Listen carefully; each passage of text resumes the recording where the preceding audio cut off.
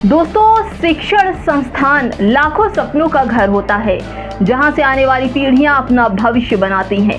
किसी भी शैक्षणिक संस्थान पर होने वाली कार्यवाही का सबसे बड़ा असर उन छात्रों पर पड़ता है जिनका उससे भविष्य जुड़ा होता है, जो अपने भविष्य को लेकर चिंता में रहते हैं और पढ़ाई सालों साल करते हैं। दोस्तों, इस वक्त आजम खान की जौहर यूनिवर्सिटी दांव पर है। कभी भी बुलडोजर चल सकता है क्योंकि नोटिस मिल चुका है। ये केवल आजम की नहीं, लाखों बच्चों का सपना है जिसे आजम खान बिना फीस लिए यतीम बच्चों को और गरीब बच्चों को फ्री में पढ़ा रहे हैं। इसी यूनिवर्सिटी से वो डॉक्टर, इंजीनियर और तमाम तरह के बच्चे निकाल रहे हैं।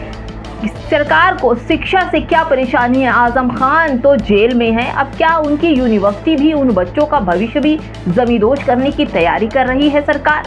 योगी आदित्यनाथ की सरकार आई तो ये कहा गया था कि हर का काम होगा, सबका साथ सबका विकास होगा, लेकिन यहाँ पर शिक्षा के साथ उन बच्चों का भी भविष्य जमींदोज किया जा रहा है। जो कहा जाता था कि केवल एक ही समुदाय के लोगों को अब्दुल की चूड़ी और इनकी चूड़ी टाइट करते करते तमाम हिंदू बच्चों की भी चूड़ियां टाइट हो रही हैं। नमस्कार, आप देख रहे हैं बामसेफ न्यूज और मैं हूं आपके साथ शैला। उत्तर प्रदेश जैसे विशाल राज्य में आज भी गुणवत्ता उच्च शिक्षा संस्थानों की आज भी कमी है। वर्षों की मेहनत से बने एक विश्वविद्यालय को बचाने के लिए हर संवैधानिक और कानूनी प्रयास होना चाहिए और जौहर यूनिवर्सिटी हर तरह से बचना चाहिए। केवल आजम की यूनिवर्सिटी नहीं, उन लाखों बच्चों की भी यूनिवर्सिटी है जो वहां पढ़ रहे हैं। अखिलेश यादव जी, आपको ये लड़ाई लड़नी ही होगी, इसके अलावा दूसरा कोई भी रास्ता नहीं है। इन यूनिवर्सिटी के बुलडोजर किए जाने से हजारों छात्र और शिक्षा के हित प्रभावित हो रहा है। दोस्तों, अखिलेश यादव इस पूरे मुद्दे से गायब है। आप अपनी पूरी राजनीति और कानूनी ताकत के साथ इस संस्थान को बचाने की कोशिश कीजिए। भले से आजम खान जेल में हो, लेकिन यूनिवर्सिटी बचाइए। ये लड़ाई किसी व्यक्ति की नहीं, शिक्षा और छात्रों के भविष्य की है। अगर आप इस लड़ाई को आगे नहीं आएंगे तो याद रखिए, न माया मिलेगी न राम मिलेंगे।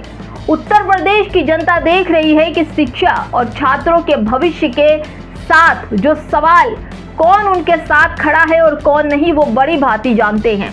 अगर ये यूनिवर्सिटी गिरी तो न जाने कितने लोगों की आपसे उम्मीदें भी टूटेंगी जो हर जुल्म सहते हुए भी आपके साथ खड़े रहे, फिर शायद वो आपके साथ खड़े ना हो। अखिलेश यादव जी, आजम खान जेल में है, उसकी कोई परवाह ना कीजिए, लेकिन लाखों बच्चों का भविष्य बचाइए। राहुल गांधी जी, क्या विश्वविद्यालय किसी पार्टी का नहीं होता, समाज का होता है। जौहर यूनिवर्सिटी का संकट सिर्फ संकट नहीं, हजारों छात्रों का भविष्य भी दांव पर है।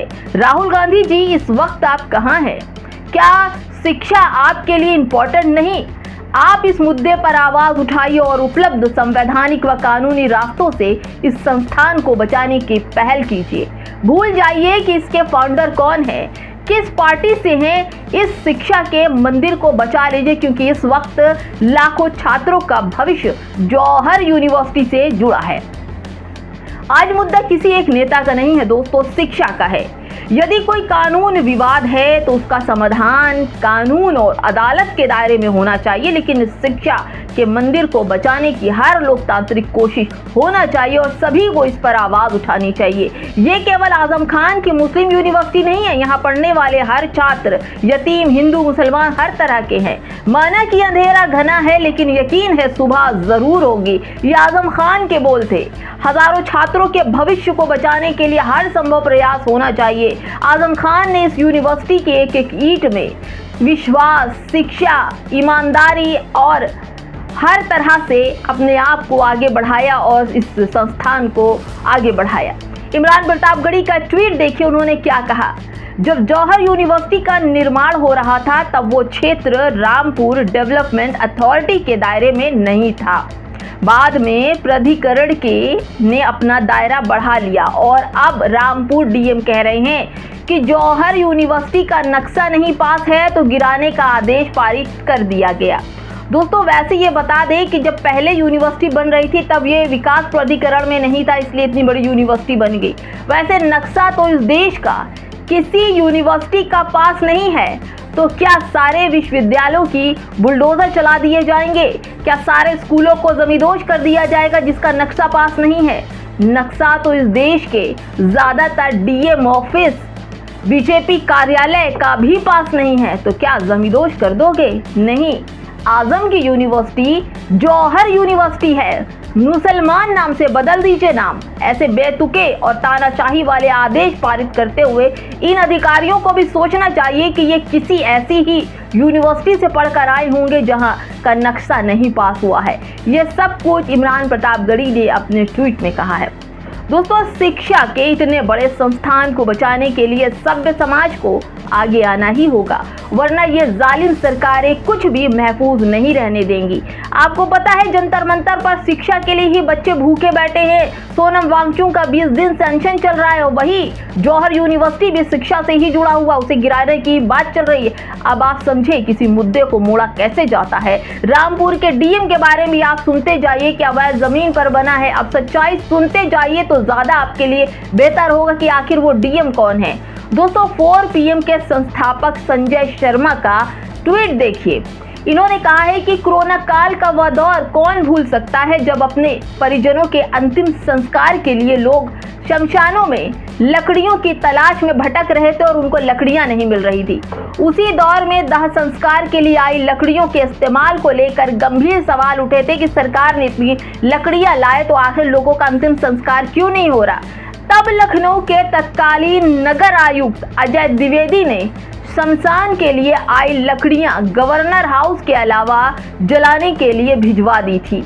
मेरे पास इसके पूरे मामले से जुड़े दस्तावेज और सबूत है, ये कहना है 4PM के संजय शर्मा का। अब सोचिए दोस्तों, वही डीएम है जो जौहर यूनिवर्सिटी को गिराने की बात कर रहे हैं, आज वही अधिकारी रामपुर के डीएम है। अब जौहर विश्वविद्यालय पर बुलडोजर चलाने की बातें हो रही हैं। सवाल ये है कि आखिर क्यों इस बार किसी मुसलमान का नाम सामने लाकर जनता का ध्यान दूसरे मुद्दों से हटाने की कोशिश की जा रही है। आखिर इस यूनिवर्सिटी का कसूर क्या है? ये यहाँ पर कम फीस में पढ़ाया जाता है, यही कसूर है। अब सोचिए कितना बड़ा षड्यंत्र रचा जा रहा है केवल मुद्दों को हटाने के लिए, लोगों को भटकाने के लिए। दोस्तों, ये लोग तो मुस्लिम बच्चों से इतनी नफरत और शिक्षा से इतना दूर करना चाहते हैं कि कश्मीर का एक पूरा मेडिकल कॉलेज ही बंद करवा दिया गया, जिसमें मुस्लिम बच्चे कंपटीशन और एग्जाम पास करके एडमिशन के लिए आए थे। वहां से धूरी धमाने वाले इतिहास में काले अक्षरों में बीजेपी का इतिहास लिखा जाएगा कि कई यूनिवर्सिटियां, कॉलेज बीजेपी राज्य में बंद किए गए और जमींदोज किए गए। दोस्तों, ये केवल एक विश्वविद्यालय का मामला नहीं है, बल्कि एक ऐसे चुनावी स्टंट का हिस्सा है जिसे समझना चाहिए, जिससे भले ही आबादी का एक वर्ग कुछ समय के लिए खुश हो जाए, लेकिन असल में फायदा किसी का नहीं होगा। केवल वही होगा जो भाजपा चाहती है। भाजपा नहीं चाहती आपके बच्चे पढ़े लिखे, तभी तो हर दिन 25 स्कूल बंद हो रहे हैं, हर दिन कॉलेज बंद हो रहे हैं। बाकी विपक्षी पार्टियों को एकजुट होकर इन लोगों के खिलाफ आवाज उठानी चाहिए जो विश्वविद्यालयों, स्कूलों से लेकर मंदिरों तक हर संस्थानों को लूटने और बर्बाद करने में लगे हैं। दोस्तों, आपको समझना होगा और ये देखना होगा किस तरह से जौहर यूनिवर्सिटी बच सकती है। आजम ने पहले ही कहा था कि हमारी यूनिवर्सिटी में बच्चे जो पढ़ते हैं उनको फ्री पढ़ाया जाएगा। जिन बच्चों के माँ बाप नहीं है उन बच्चों को फ्री पढ़ाया जाएगा, 20 रुपए में पढ़ाया जाएगा, फ्री पढ़ाया जाएगा। सब कुछ आजम खान ने कहा था, लेकिन इस सरकार को शिक्षा से बड़ी परेशानी है। उधर जंतर मंतर पर लोग बैठे हैं, भूख हड़ताल कर रहे हैं, शिक्षा मंत्री का इस्तीफा मांग रहे हैं, लेकिन हर मुद्दे से भटकाने के लिए जौहर यूनिवर्सिटी गिरा दो, क्योंकि मुसलमान इस वक्त निम्सा कमजोर है। मुसलमानों को अपनी ताकत बढ़ानी होगी और सत्ता में आना होगा। जब तक सत्ता में नहीं आएंगे, इसी तरह उनकी चीजें बर्बाद और उनके नामों को नेस्त नाबूद किया जाएगा। बुलडोजर का डर दिखाकर तमाम लोगों को 2 मिनट के लिए खुश किया जा सकता है, लेकिन शिक्षण के संस्थानों पर बुलडोजर चलाना बेहद आपत्तिजनक है। नाम बदल सकते हो, अपने नाम से कर दो उस यूनिवर्सिटी को, लेकिन बच्चों के भविष्य से खिलवाड़ मत करो। वहाँ पढ़ने वाले बच्चे केवल मुसलमान नहीं है, वहाँ के बच्चे हर धर्म, हर जाति, हर मजहब के बच्चे वहाँ पढ़ते हैं, और जिसे आजम खान एक मुसलमान संचालक फ्री में पढ़ाता है। दोस्तों, क्या कहेंगे? जौहर यूनिवर्सिटी गिरा देना चाहिए या आपके बच्चों के भविष्य से जुड़ी है? अगर एक यूनिवर्सिटी गिरती है तो तमाम यूनिवर्सिटियों का नंबर जल्दी आएगा। क्या कहेंगे? कमेंट में ज़रूर बताइएगा। नमस्कार।